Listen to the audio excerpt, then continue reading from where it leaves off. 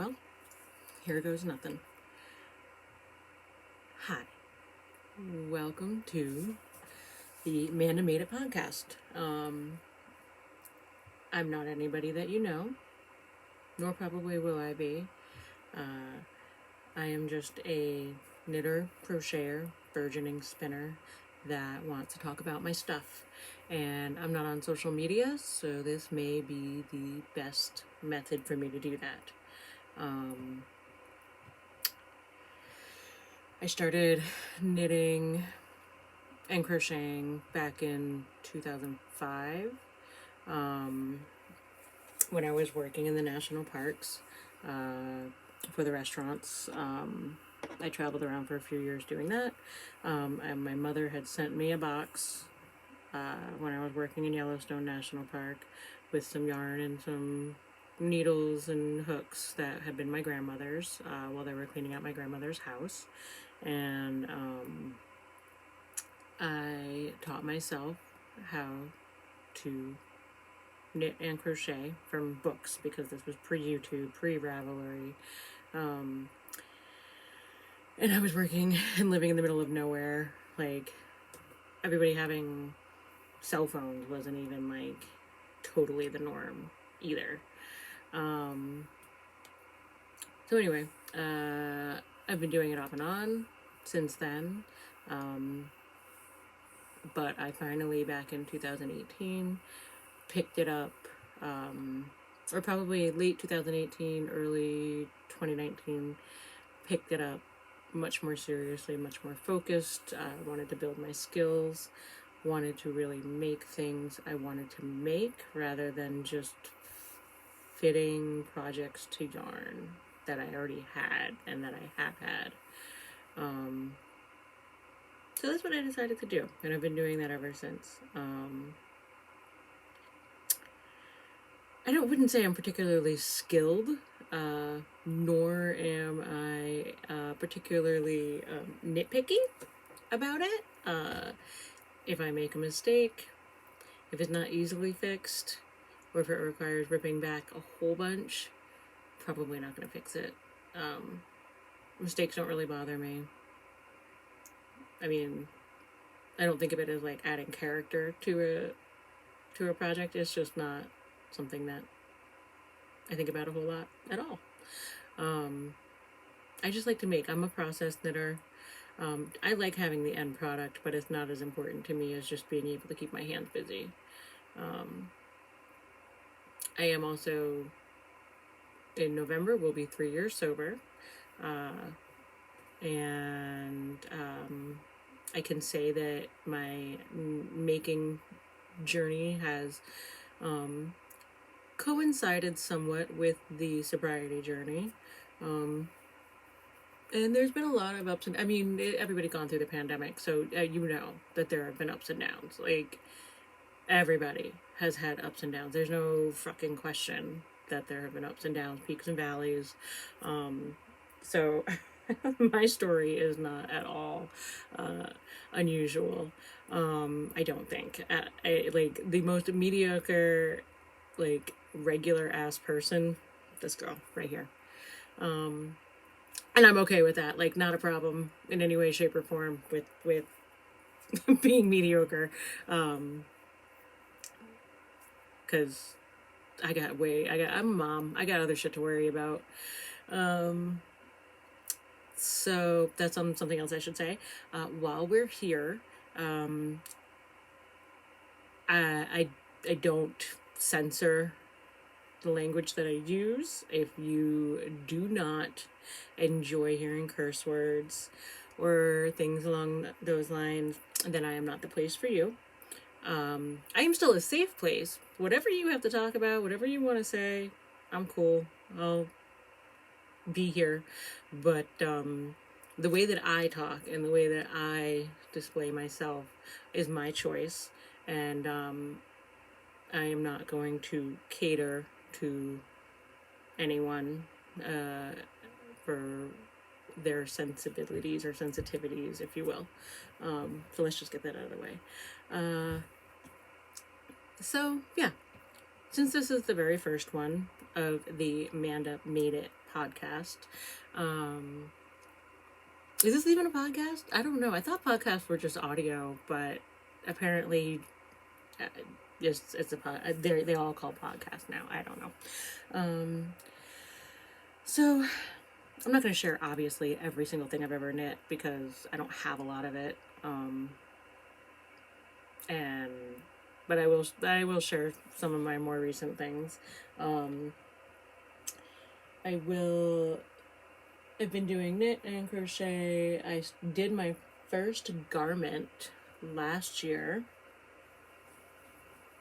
And this is, as most people do, the Flax by Tin Can Knits. And this was a acrylic. AC Moore went out of business, and every time I walked in there, I blacked out and just bought a bunch of shit because it was all on sale. And I was like, if I don't buy it, like, I will run out of yarn somehow. And that's just not how it works. I'm not going to run out of yarn. But anyway, so I have still probably another sweater's quantity worth of this yarn. But I was pleased mostly with it. It was a good starter to see what I want in a garment. I don't necessarily want a big boat neck. I do prefer a more... This is actually pretty fitted on me. I am large busted and not like super thin. So this is fairly fitted, but it's a little short, but it's not supposed to be cropped, so it doesn't look... It looks a little awkward. But I still love it, and I'll still wear it because I made it, and I want to. So, but it's a good, just to throw on, who cares, sweater. The next garment I made was the Staple Linen Top by Joji Locatelli. This yarn is one I got from Knit Crate.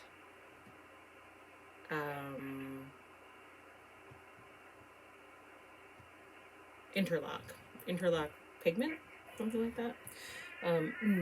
Not a typical color for me, but that was my kiddo on the monitor, and that's my other kiddo during quiet time, doing whatever she does in her room to destroy it. So, mom life, podcast life. Anyway, another nice little knit. The armhole depth was a little too deep. But again, things like I don't know that I want to fix until I make them. And then I'm like, okay, I don't like that. I'm going to choose something different and do something different next time. I also did my first brioche project, which was the Harlow Hat for Drea Renee Knits on her accessories cowl that just ended a few weeks ago. I definitely used a bigger yarn, looser gauge than I probably than I want to. Like, in knowing how I like the brioche to look, I should have done something smaller. And I'll tell you what, decreasing in brioche sucks. I did not enjoy it, and there are a myriad of mistakes in here that I'm not gonna fix because I was tired of it by the time I was done. I have a 9-month-old daughter and an almost 5-year-old daughter, and my mental capacity for new techniques is not really that high. So I get excited about things and then I try to make them, and then I get overwhelmed because I'm exhausted, but I want to make things because the other two things I made give me a reason to need time out. And by the other two things, I mean my kids, because I made them. I definitely made them. And anyway, so I have learned that I am much more, I like need vanilla socks. I need miles of stockinette. Um, if I'm gonna do a pattern, it better be like these easiest repeat ever. We're talking like Hermione's stuff, Hermione's everyday socks, that kind of thing.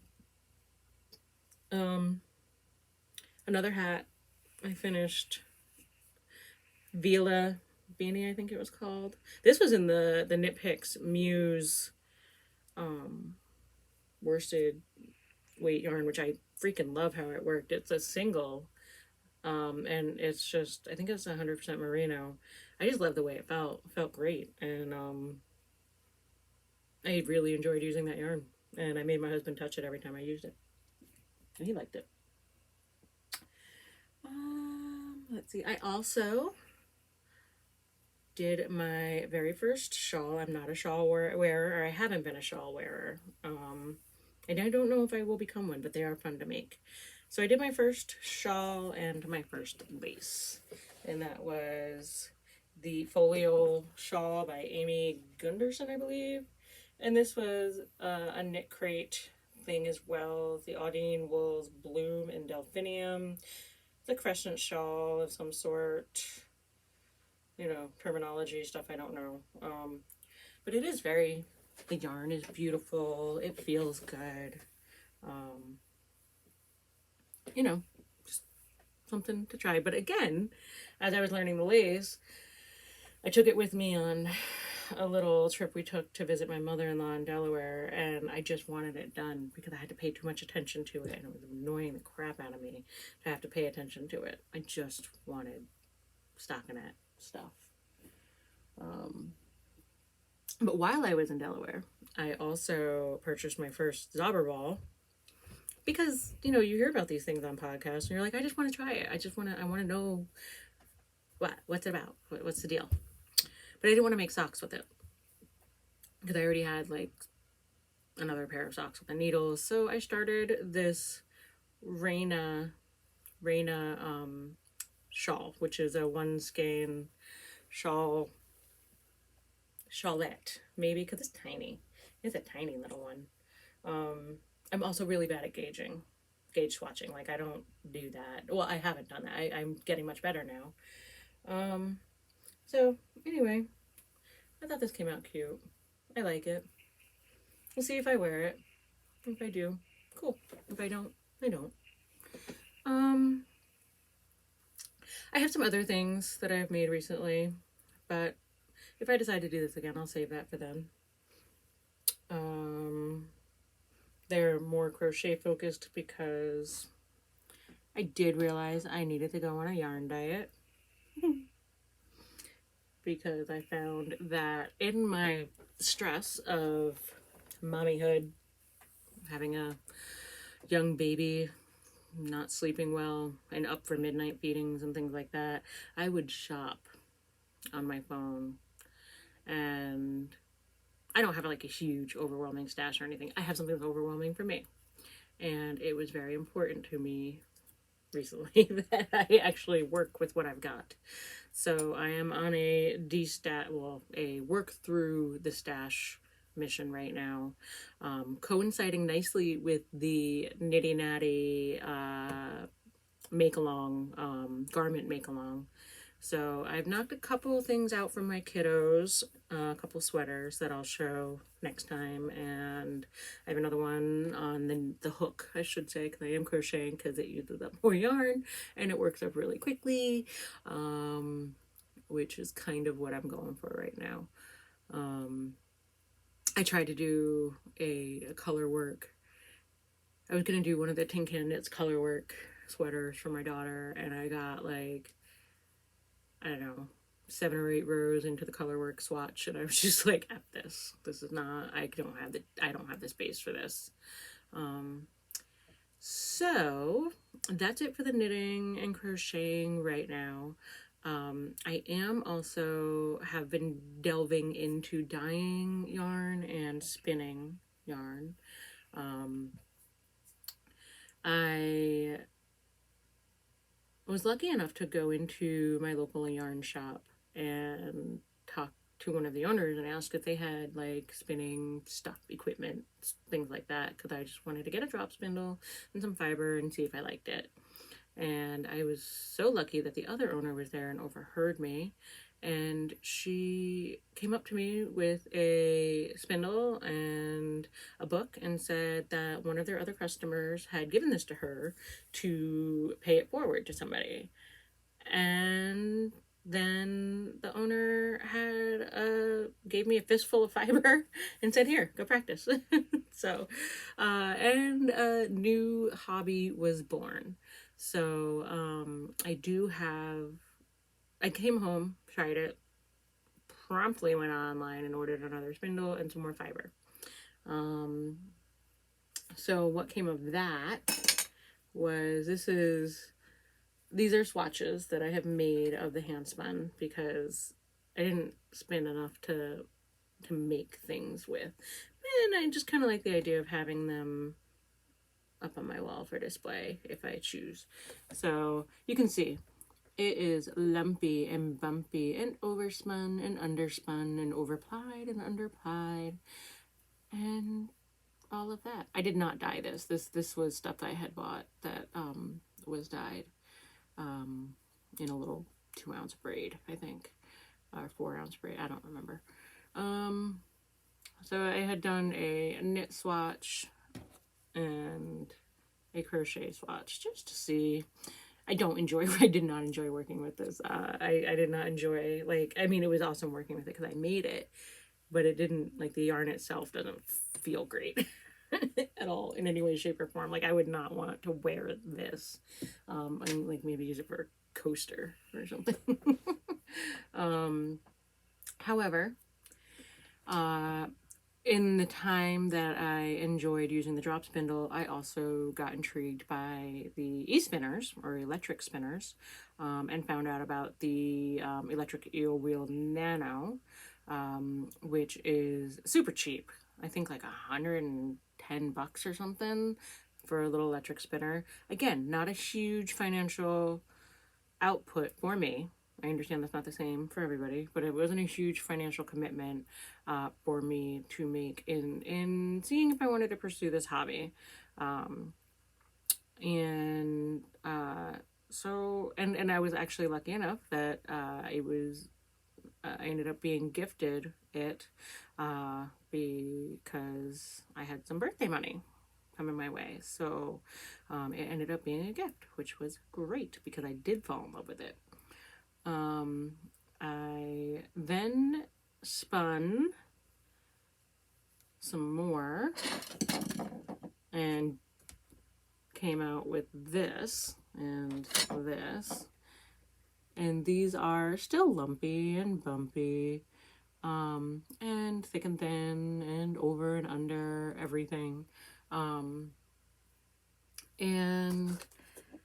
however, it is much more evenly so compared to my first one. Now, I do not think that these were the same fiber. They were different fibers for sure. Obviously, there's a learning curve for everything, so I got better, of course. I hope I did. And I did not, the fiber was not these colors. I dyed those after with my daughter when she was having a bad day. And we grabbed some of the Wilton's food coloring and we just dyed them. Just for shits and giggles to do something. Because I think that color and art and play are all forms of therapy. And then I decided to do some more spinning. And this one has come out even better.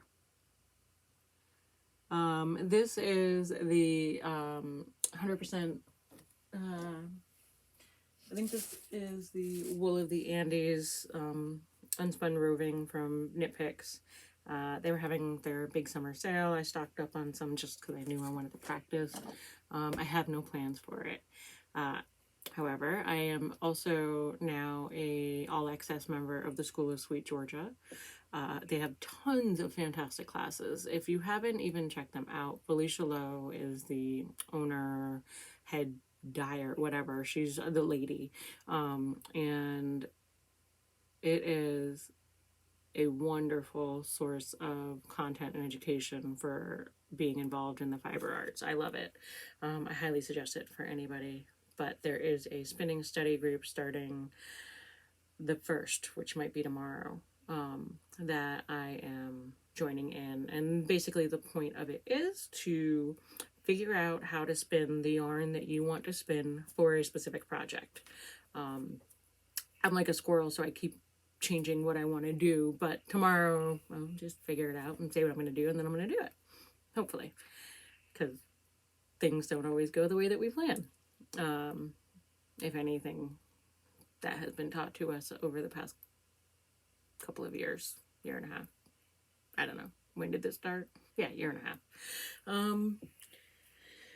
So that I think will be super fun. Anyway, it feels really good to talk about my stuff. I'm not on social media. I chose to get off of Facebook and Instagram when I found out I was pregnant in March of 2020. Actually, the weekend that my state, Rhode Island, shut down. That's when we found out that we were pregnant. And so things were a little rough. And the political climate probably even now, but at that particular point in time, with a somewhat uncomfortable pregnancy and being thrust into this uncertainty in the world, I was not handling the social media stuff well. I was internalizing a lot of stuff. I was hyper focusing on things, and it was just not a good thing for me, and I chose to remove myself from it.